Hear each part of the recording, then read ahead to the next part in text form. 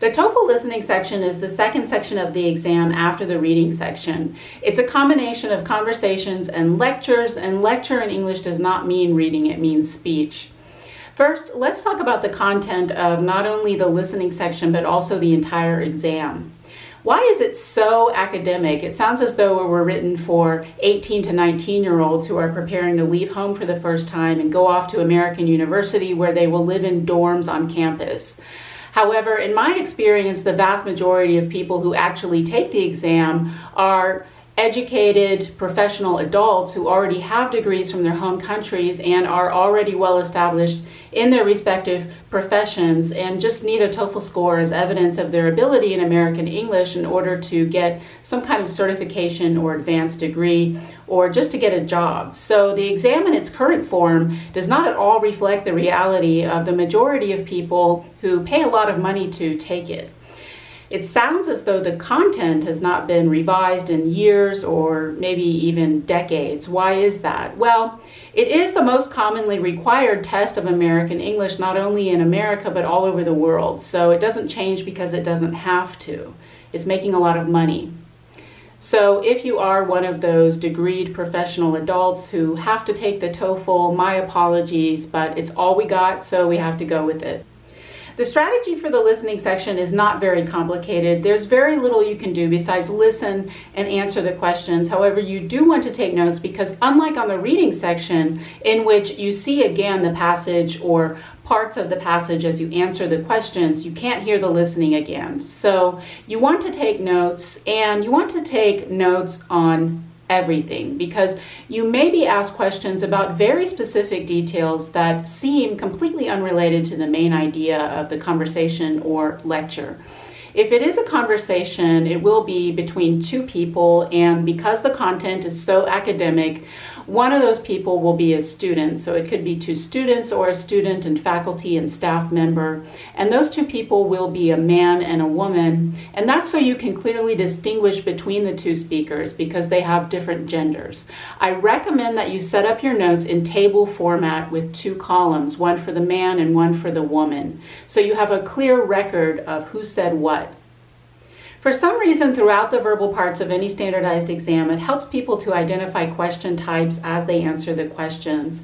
I've identified 6 listening question types. If you learned more than 6, that's because the reason all of these nonsense little test prep and tutoring agencies, centers, companies, and programs like to overcomplicate everything is to convince you that you need to learn more than you really do in order to keep your checks coming. I will never do that to you. I'm all about streamlining. I simplify everything and I make everything clear because that's my name. In the listening chapter for my TOEFL book, one of the question types is, and I quote, understanding the function of what is said questions. I kid you not. Why would you do that to yourself? If you hate yourself, you can use question types like that. If you don't hate yourself, you can use my strategy, for which there really are only 3 questions. How, what, and why. 2 question types answer the question how, structure and tone. 2 answer the question what, information and main idea. And 2 answer the question why, inference and purpose. As on the reading section, on the listening section, inference questions are the most difficult question type, but they are important because so much of human communication is nonverbal, so it's important to understand not only what was stated directly, but also what was stated indirectly. And if you're trying to demonstrate your ability in English, it's important to show that you understand subtext. So let's talk about the difference between imply and infer. The speaker implies to you, and a synonym for imply is suggest, and you infer from the speaker. A synonym for infer is understand. So if you see words like imply, infer, suggest, or understand, or their forms, you know you have an inference question, and you're looking for the answer that summarizes not what was stated directly, but what was stated indirectly. If you're looking for what was stated directly, that's an information question. Information questions are understandably easier. It's just what was in the conversation or lecture. Main idea questions are also understandably easier, and you will always get a main idea question, and it's usually the first question. Purpose questions usually accompany some kind of replay.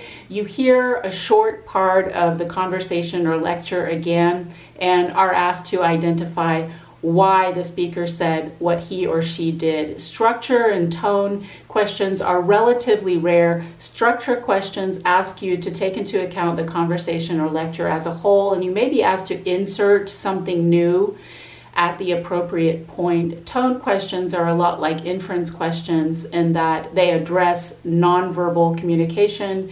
You are asked to identify not what the speaker said, but how he or she felt. So that's an introduction to the TOEFL listening section. If you feel that you need more practice to improve your comprehension of American English, I have two suggestions for you. The first is Voice of America, or VOA, an international radio network that has a branch called VOA Learning English for people like you whose first language is not English, so the level of the language is a little bit more comprehensible. And each story has an article accompanying it that is actually the transcript of the audio, so you can listen and read at the same time. I also recommend National Public Radio, NPR, the National Radio Network. It's America's equivalent of the BBC. I listen to it all day, every day, but the level of the language is a little more difficult. The stories don't always have transcripts, and the articles that accompany the stories don't always match the audio. To read more about listening in detail, including an example audio with accompanying transcript and example problems with answer explanations, please visit my website. I include the information in the description. And for a private lesson with me, please also visit my website. That information too is in the description. I've worked online with people from all over the world, and I'd love to work with you. Take care.